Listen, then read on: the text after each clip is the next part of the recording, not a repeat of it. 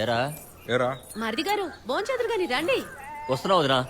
ఎంతమంది ఫౌజీలు వెళ్ళారయ్యా? ఏం జరిగింది? ఏం చెప్పమంటారు? ఆ. విపరీతమైన చలి నాన్న. ఆ, మా బెటాలియన్ మొత్తం 240 మంది. మంచుకు పక్కనున్న మనిషే కనిపించడం లేదు. ఇంకా పాకిస్తాన్ ఎలా కనిపిస్తాడు?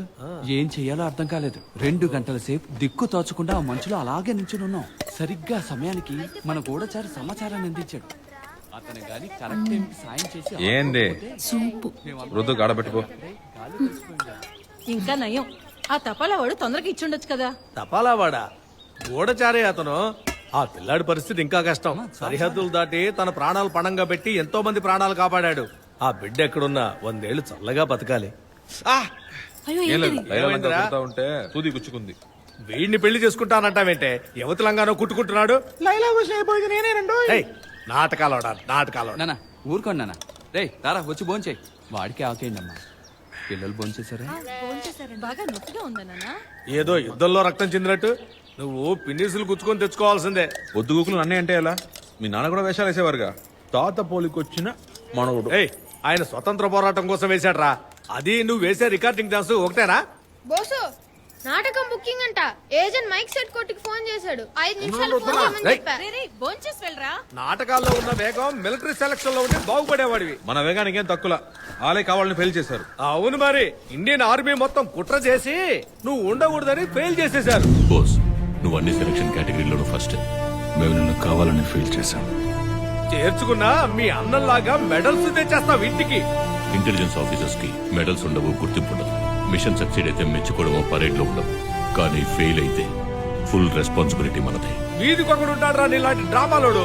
ఒక్క సైనికుడు దొరకడం ఎంత కష్టమో తెలుసా? ఊరుకు ఒక ఆర్మీ వాడు దొరుకుతాడు మాకు, కానీ దేశభక్తున్న కళాకారుడు దొరకడు. ఎలాగైతే మీ తాత ఈ దేశం కోసం వేషం వేసుకున్నారో నువ్వు ఈ దేశం కోసం వేషం వేసుకోవాలి. ఇప్పటి నుంచి నువ్వు బోస్ మాత్రమే కాదు, నీకు కోడ్ నేమ్ ఉంటుంది, సర్దార్. బోసు బోసు దళారి ఇంకో 5 నిమిషాల్లో ఫోన్ చేస్తారంట. సరే ఆయనతో నేనే మాట్లాడతాను. చేతి ప్రతిసారి నాటకం పేరు చెప్పి భీమవరం అని భద్రాచలం అని వెళ్ళిపోతున్నావు ఏంటి? అక్కడికి వెళ్ళి చూస్తే నువ్వు ఉండవు, నీ ట్రూపు ఉండదు. నిజం చెప్పు, ఎవరినైనా మెయింటైన్ చేస్తున్నావా? నిజమేనే, ఊరుకోదాన్ని ఉంచుకున్నాను. బండి నడిపేటప్పుడు తిన్నగాయలు నీకు అడ్డంగా వచ్చే బిడ్డ నా కొడుకే అయి ఉంటాడు. ఏమండి నాకు చెప్పండి. చెప్పండి తెల్లారి, నాటకం ఎక్కడ? దళార్ గారు ఫోన్ పెట్టేకండి, నేను మీతో మాట్లాడాలి. నోరు మూసుకోవా. హలో, తేదీ చెప్పండి, రాసుకుంటాను. 856000 మెగాహెర్ట్జ్. ఏదో పెద్ద మిలిటరీ రహస్యం లాగా. ఏమండి అసలు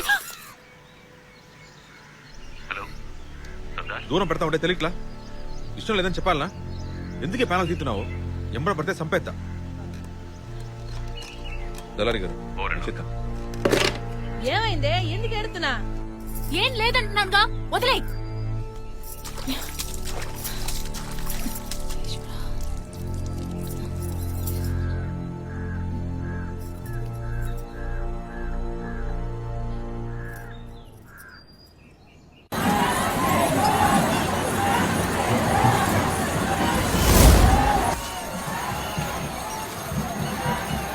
ఏంటి సర్దార్, బలివడానికి వచ్చావా? దెబ్బతిన్న మేకపిల్ల ఇక్కడే మనుషులు వస్తే కూర్చెడుతుంది.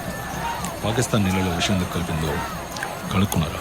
కనుక్కున్నాను సార్, కానీ దాంతోపాటు ఇంకో రహస్యం తెలుసుకున్నాను. నేను పని ముగించుకుని వచ్చేటప్పుడు జనరల్ యూసఫ్ బల్ల మీద డ్రాగన్ చికెన్ అంతా ఒక ఫైల్ చూసా. అది తెరిచి చూసిన తర్వాతే అందులో ఉన్న చిక్ ఏంటో తెలిసింది. ఈ పథకాన్ని అమలు పరిచింది పాకిస్తాన్ అయితే పథకం వేసింది చైనా. ఆ చైనా వాళ్ళకి పాకిస్తాన్కి సంబంధించిన పత్రాల్లో లాఫింగ్ బుద్ధ అన్న పేరు రాసింది. Shadow operation. ఈ మిషన్ కి వెనకాల చైనా హస్తం ఉందని ఇంటెలిజెన్స్ రైజ్ చేశామంటే వెంటనే ఇన్వెస్టిగేషన్ మొదలెట్టొచ్చు. నో, మీ రిపోర్ట్లో చైనా గురించి ఏమీ రాయకండి. పాకిస్తానే అని రిపోర్ట్ చేయండి. సార్, అబద్ధం ఎందుకు చెప్పాలి? మనకి నిజం ఏంటో తెలుసు కదా. మీరు నిజాన్ని చాలా ఓవర్ ఎస్టిమేట్ చేస్తున్నారు సర్దార్. సత్యమేవ జయతే ఇస్ ద బిగ్గెస్ట్ లై దేర్ ఇస్. 1974లో తుర్క్మెనిస్తాన్ ఇండియా బోర్డర్లో 3 టన్నుల ప్లూటోనియంతో ఒక రష్యన్ ట్రక్ తిరగబడిపోయింది. ప్లూటోనియమా? అది అనుభవం తయారు చేయడానికి వాడే ఖనిజమేగా. ఎస్, ఆ ట్రక్ ని ఇండియా స్వాధీనం చేసుకున్నట్టు, ఆ ప్లూటోనియం ఇండియా దగ్గరే ఉన్నట్టు న్యూస్ స్ప్రెడ్ అయింది కదా. అది అబద్ధం. ఆ ట్రక్ లో ఉన్నది ప్లూటోనియం కాదు, సోడియం. ఇండియా దగ్గర ప్లూటోనియం ఉందని నమ్మిన శత్రు దేశాలన్నీ 2 అడుగులు వెనక్కి వేశారు. That is the power of the లై. చైనా వాడు మన కళ్ళు పాకిస్తాన్ మీదే ఉన్నాయని నమ్మని చైనా కళ్ళు కప్పి ఇన్వెస్టిగేట్ చేద్దాం. ఎలా చేయాలి సార్? Chinese cockroach. బొద్దింక ఇండియా నుంచి చైనాలో అడుగుపెట్టి మిలిటరీ ఇంటెలిజెన్స్ ని తీసుకురాగలిగే వ్యక్తి అతనొక్కడే. చివరిగా అతన్ని అరుణాచల్ ప్రదేశ్ లోని కాహోలో చూసినట్టు తెలిసింది. అతన్ని కలు. ఈ మిషన్ కి లీడ్ నీకు అతని దగ్గర దొరుకుతుంది.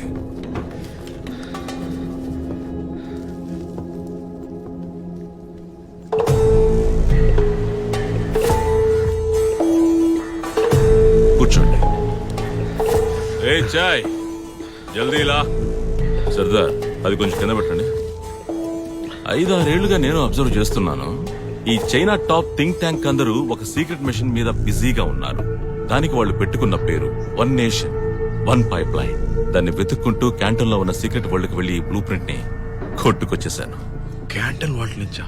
Cockroach can approach anywhere. Look at this. ఏమైనా అర్థమైందా?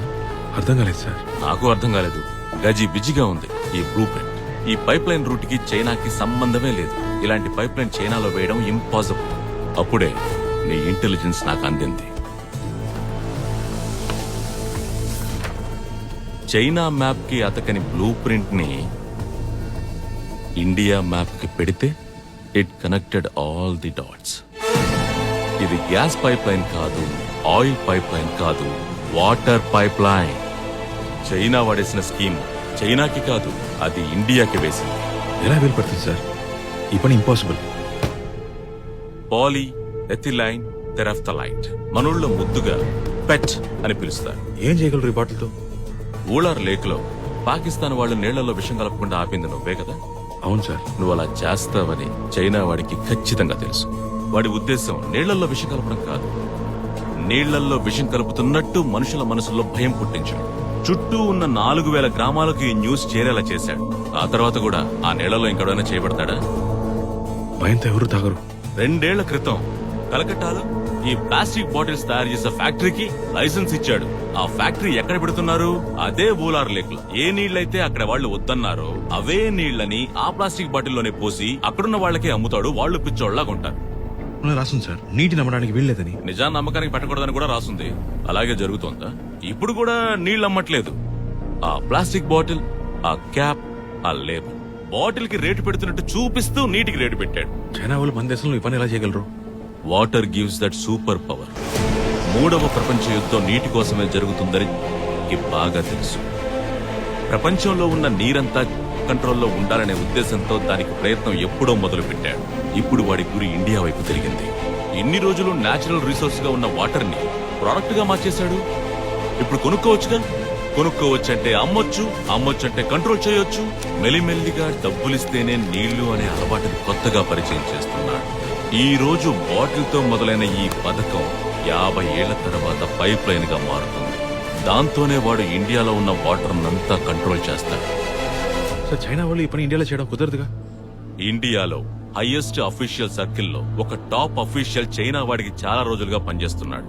వాడికి ఒక పేరు పెట్టారు చూడు, లాఫింగ్ బుద్ధ. బెంగాల్. ఆ లాఫింగ్ బుద్ధ ఎవరో నువ్వు కనిపెట్టాలి. వాణ్ణి పట్టుకుంటేనే మనం చైనాని స్టాప్ చేయగలం.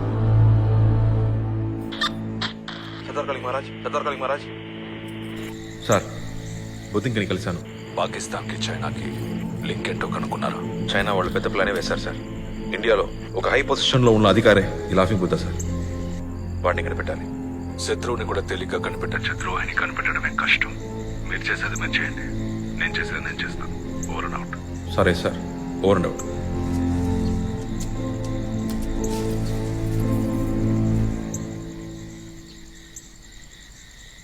తీవ్రవాదివి కదా నువ్వు. కనిపెట్టేశావా? ఎప్పటికోపో. నాకు మొత్తం అర్థమైపోయింది. మీ నాన్న మీద పగ పెంచుకునే కదా నువ్వు ఇట్లాంటి పనులు చేయడం మొదలెట్టావు. తింగరదనా, నోరు మూసుకుని పో. ఆయనకి పాపం ఎంత పిచ్చి దేశం అంటే ఆయనకి తెలిస్తే నేను చంపేస్తారు. నేను ఇప్పుడే చెప్తాను. ఓరు ముదిపావంటే ఏం పీక్తావు? ఊళ్ళో అందరికీ చెప్తాను. స్టేజ్ మీద ఎక్కి చెప్తా. చెప్తే అర్థం కదా, పీక నొక్కి చంపేస్తాను నేను. చంపురా, చంపు. మరి ఇంకా ఎందుకు ఆగుతున్నావు? నన్ను చంపే. చంపమంటున్నారుగా, చంపేరా, చంపు. ఏదో పని చేయట్లేదు. నేను నా దేశం కోసమే పనిచేస్తున్నాను. ఇంతకు మించి ఏం చెప్పలేను. ఊరకెక్కించు. ఎలా నమ్మమంటావు? నేను చెప్తే నమ్మవా నువ్వు? నేనెందుకు నమ్మాలి? నీకు నాకు ఏంటి? నువ్వు నా మొగుడువా? నన్ను చేసుకోబోయేవాడువా? ఏదన్నా అదే అంటావు. అందుకే నీకేదైనా పెద్ద విషయం కావచ్చు, నాకు ఇదే పెద్ద విషయం. మనిద్దరు చిన్నప్పుడే నువ్వు నాకు నేను నీకు అని ఈ ఊరంతా అనుకుంది. నువ్వు అలాగే ఉండేవాడుగా. ఎందుకో 3 ఏళ్ల ముందు నుంచి మనిషివే మారిపోయావు. ఎగిరెగిరి పడుతున్నావు, దూరం దూరం పెడుతున్నావు. నా దగ్గర అబద్ధాలు చెప్తున్నావు, నీ దగ్గర మోసపోతున్నాను. నిజమే చెప్తున్నానే. నాకదొద్దు. నీకు నేనంటే ఇష్టమా, ఇష్టం లేదా అది చెప్పు చాలు. ఇష్టం, కానీ పెళ్లి చేసుకోను. ఏ నీ మంచి కోసమే. నా వృత్తి అలాంటిది. నువ్వు చచ్చిపోతావా? నీ వదినలు లేరు? నీ అన్నలు పోయినా సరే తిరిగొస్తారని నమ్మి వాళ్ళు బతకట్లా? వాళ్ళు చచ్చిపోతే ఈ దేశం రాజ మర్యాదలతో జాతీయ జెండా కప్పి వీర మరణం పొందారని ప్రకటిస్తుంది. నేను చేస్తే అదొక అనాథ శవం. ఈ దేశం పట్టించుకోదు. అర్థమైందా? నీ అన్నలు మళ్ళీ రారని ఈ దేశం అంతా చెప్తుంది. నువ్వు రావని ఎవరు చెప్పరు కదా.